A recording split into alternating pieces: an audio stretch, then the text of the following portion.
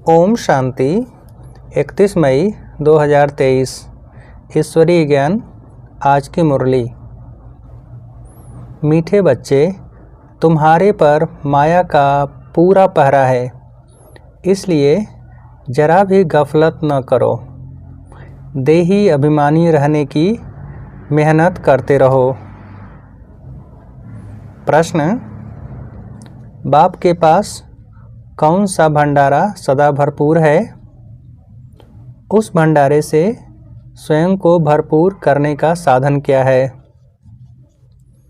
उत्तर: बाप के पास पवित्रता, सुख शांति का भंडारा सदा ही भरपूर है।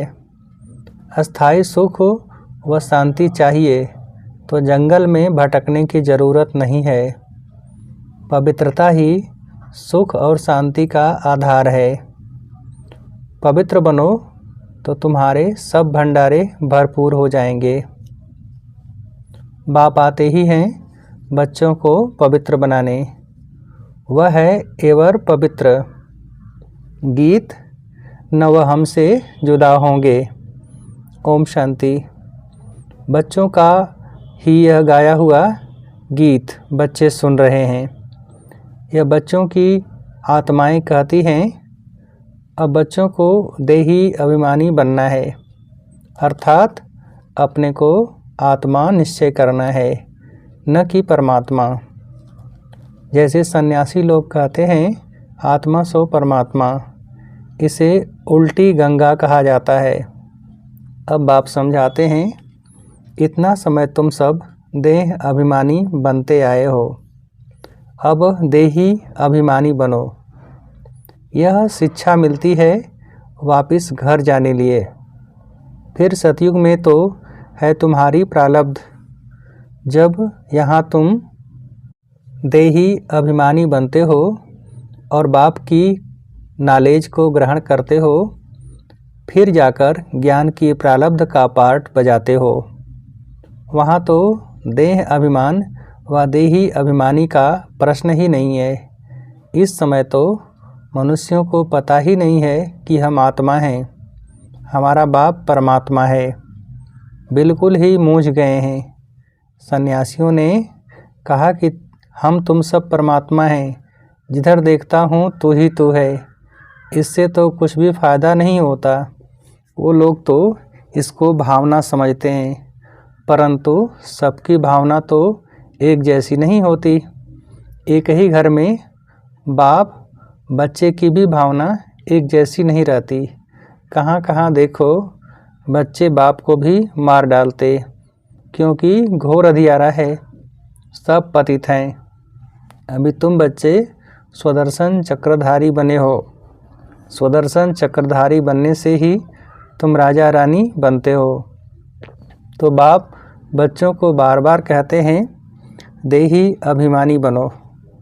ऐसे समझो मुझ आत्मा को परमात्मा बाप अपना परिचय देकर पढ़ा रहे हैं, हमारे संस्कार बदला रहे हैं। आत्मा ही संस्कार ले जाती है, शरीर तो खत्म हो जाता है। बाबा अभी हम आपके साथ ही योग लगाएंगे, यह हमारा वायदा कभी मिट नहीं सकता। भल पवित्रता पर अनेक प्रकार के विघ्न पड़ेंगे, बहुत कुछ सहन करना पड़ेगा। बच्चियां कहती हैं, बाबा यह सितम सहन करूंगी। जैसे दुख के समय मुख से निकलता है ना, हाय राम, हे प्रभु। तुम तो ऐसे नहीं कहेंगे। तुम ब्राह्मण फिर बाबा को याद करते हो।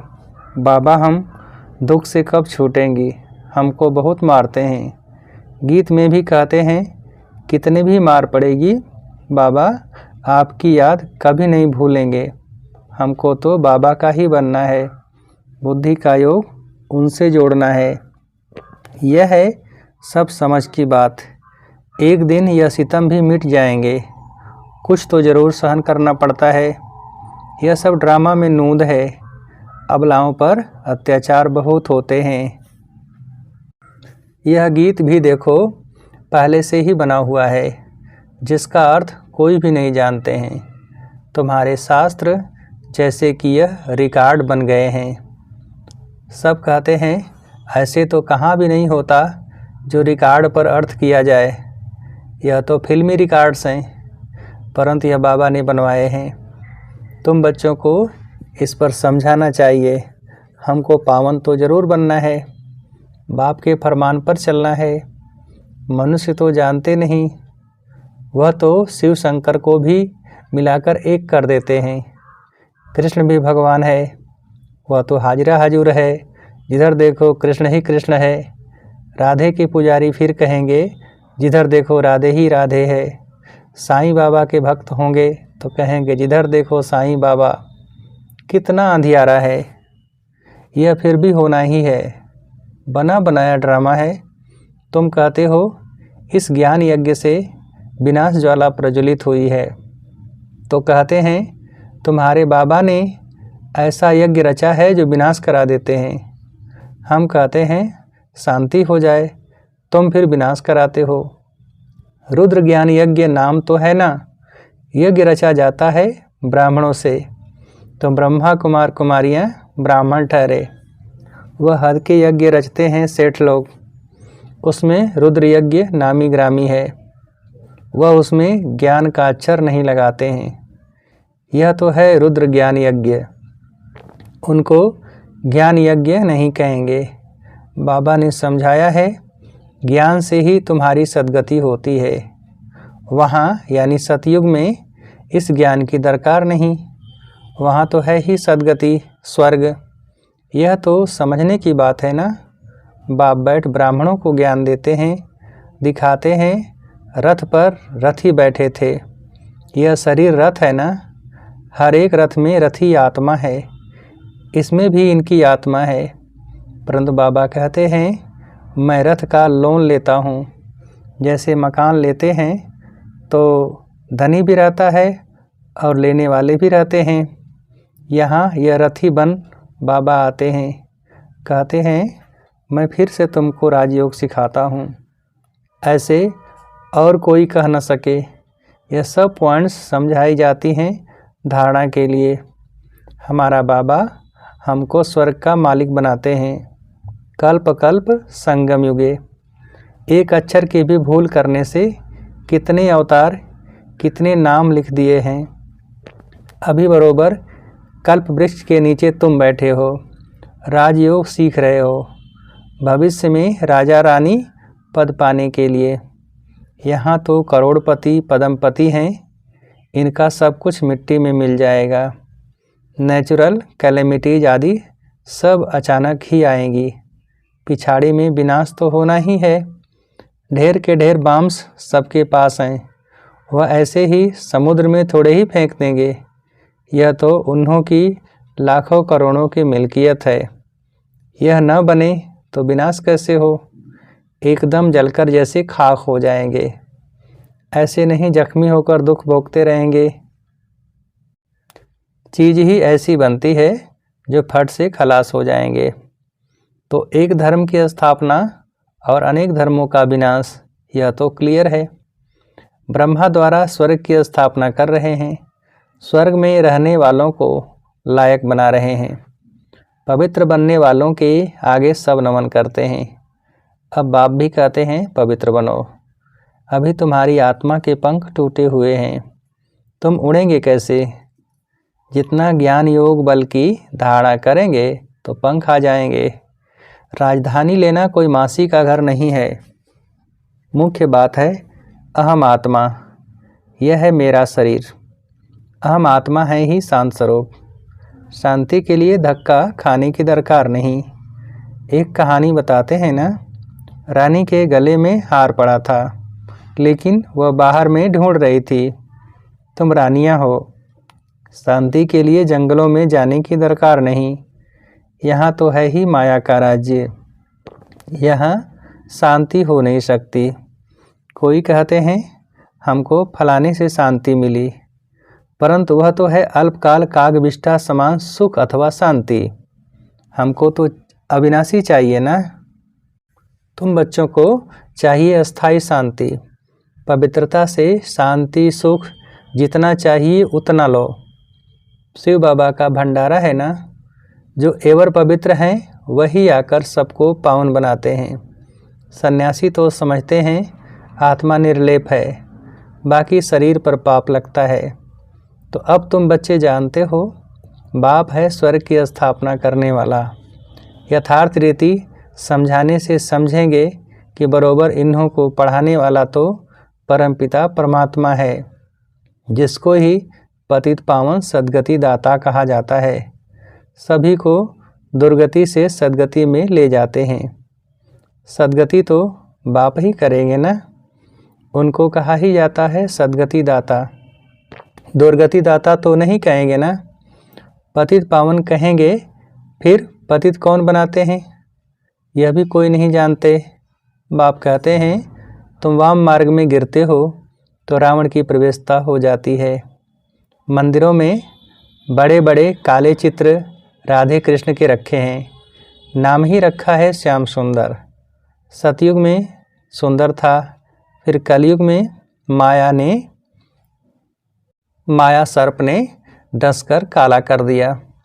अब कहाँ की बात कहाँ ले गए हैं, मनुष्यों को कुछ भी पता नहीं है। बाप रचयिता और रचना का किसको पता नहीं है। बाप बच्चों को समझाते हैं, बच्चे खबरदार रहना, माया बड़ी कड़ी है। इस समय तो तमो प्रधान है, किसको भी पछाड़ने में देरी नहीं करती, एकदम नाक से पकड़कर गिरा देती है। यह है युद्ध स्थल। इसलिए बाबा बार बार समझाते हैं, तुम अपना कल्याण चाहो तो देही अभिमानी बनो, अपने को आत्मा समझ बाप को याद करो तो अंत मतीसो गति हो जाएगी। सब संस्कार सामने खड़े हो जाते हैं।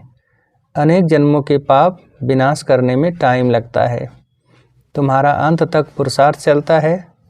पहली बात है ही देही अभिमानी बनना। परमात्मा बाप हम आत्माओं को पढ़ाकर आप समान बना रहे हैं। बैरिस्टर जरूर आप समान बैरिस्टर बनाएगा। फिर है पुरुषार्थ पर मदार। कोई बैरिस्टर तो एक ही केस में लाख रुपया भी कमाते हैं। अब तुम बच्चों को बाप कहते हैं कि पुरुषार्थ कर ऊंच पद पाओ। यहाँ के पदम पति तो सब खाक में मिल जाएंगे, मैं हूँ ही गरीब निवाज।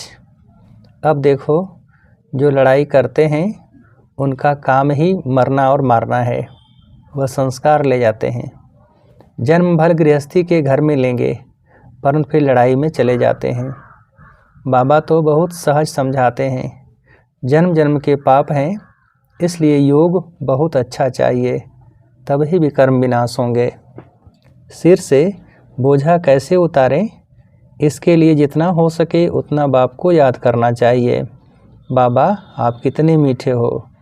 बाप कहते हैं लाडले बच्चे गफलत नहीं करना, माया पूरा पहरा दे रही है, इसलिए देही अभिमानी भव।